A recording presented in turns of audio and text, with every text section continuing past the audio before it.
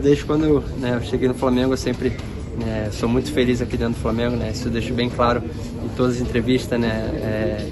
Mas hoje, claro que individualmente falando, eu sei que não foi a minha melhor noite, né? Se eu tivesse na melhor noite, eu faria 3, 4 gols ali, mas não vai ser sempre que a gente vai estar no melhor dia. Como sempre, né? A pressão no Flamengo, como eu falei, sempre existiu, não só no Flamengo, mas na minha carreira eu sempre tive pressão, desde quando eu tentei ser jogador.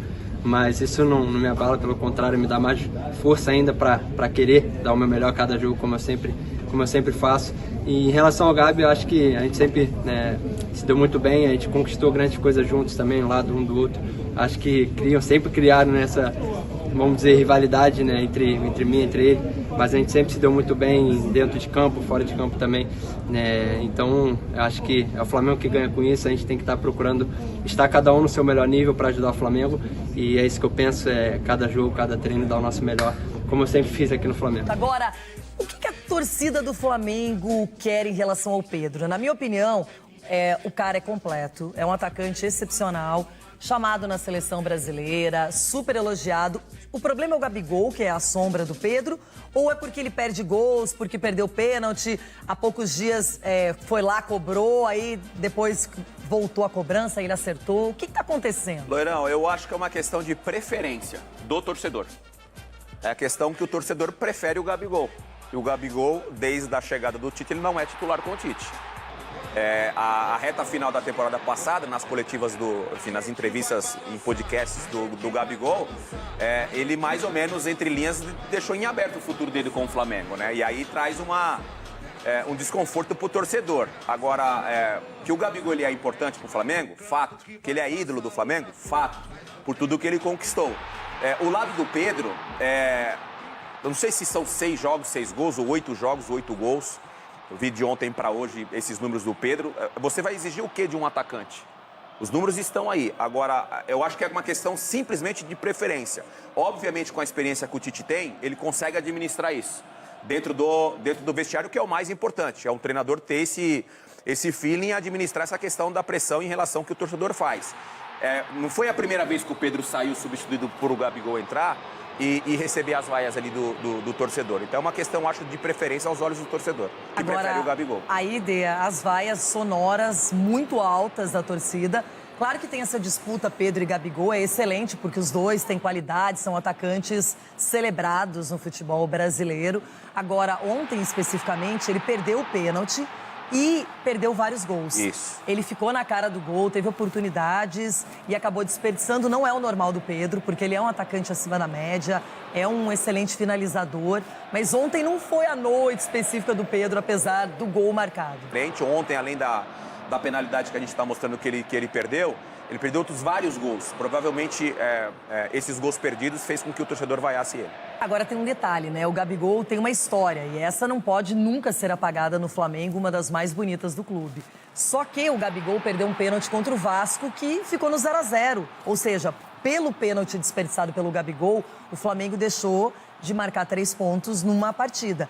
Ontem não, já era um jogo dominado. O Luiz Araújo jogou muita bola, muito bem na partida de ontem. O Cebolinha querendo o jogo, De La Cruz também mais solto, Arrascaeta, enfim.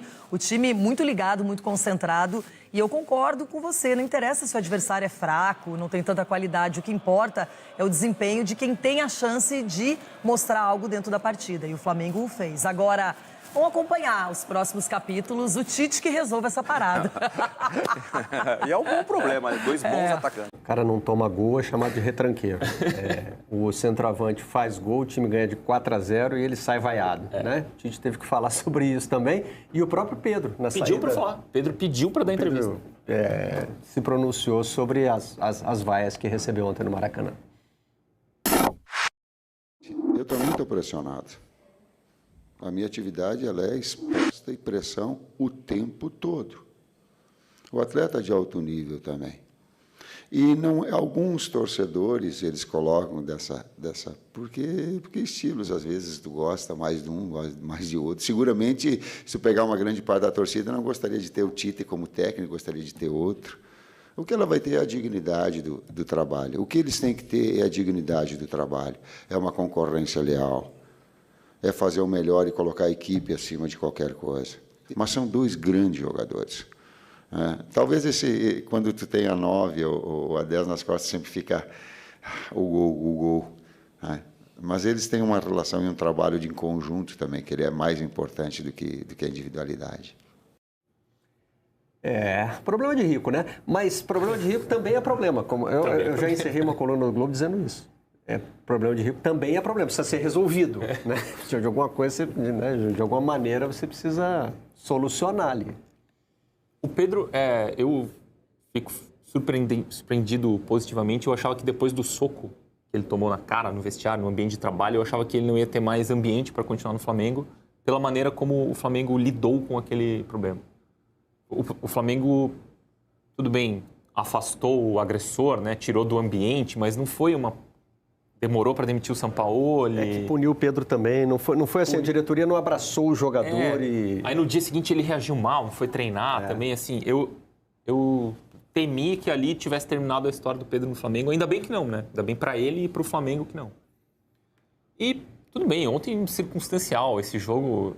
Eu não imagino que a gente vai ver o Pedro perder tantos gols assim, de novo, tendo tanta facilidade para fazer gols. Tudo bem, acontece uma noite infeliz de um centroavante. Tem aquela ideia do Gabigol no banco, né? Então, assim, tem sempre aquele potencial... Aí tem o outro... Quando o Gabigol joga e não faz gol e tal, aí é o Pedro que é o bom, né? Aí a vaia é o Gabigol porque tem o Pedro e não dá para ele ser o titular. É que hoje o bom é quem não tá. Né? Mas o Tite deixou claro que o Pedro é titular, né? Então hoje acho que tem a situação estabelecida assim, tem um ídolo no banco, sabe?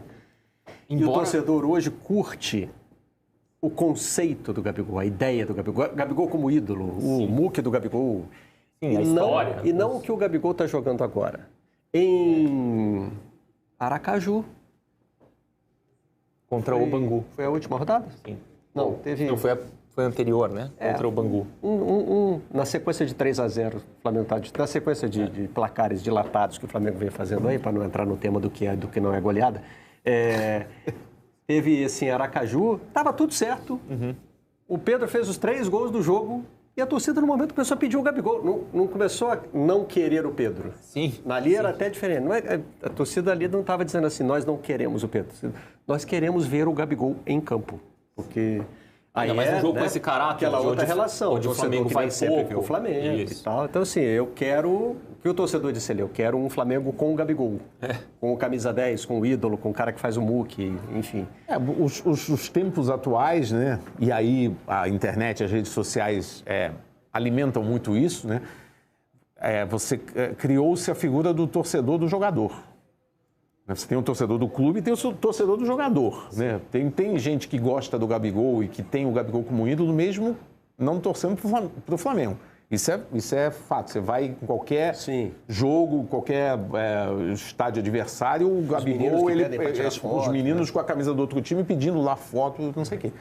E o Gabigol trabalha muito bem isso. Ele sabe como explorar isso. E acho que a situação do Pedro, ela só não está mais...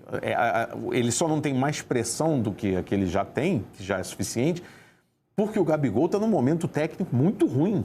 Né? Temos que lembrar que o Gabigol, contra o Vasco, perde um pênalti no último lance do jogo. O Flamengo poderia estar, talvez, até com o título da Taça Guanabara muito mais encaminhado do que está, se o Flamengo tivesse vencido aquele clássico e não venceu, porque o Gabigol desperdiçou a cobrança. O Pedro é o contrário, né? O Pedro é vice-artilheiro do campeonato com 6 gols. Exatamente. Ontem ele fez um gol. Né? Ele fez um gol. Ele vaiado ontem, mas ele tinha feito um gol. Que ele poderia ter feito 4 gols ontem. Não, ontem especificamente ele perdeu uma quantidade e um tipo de gol que não é característico dele.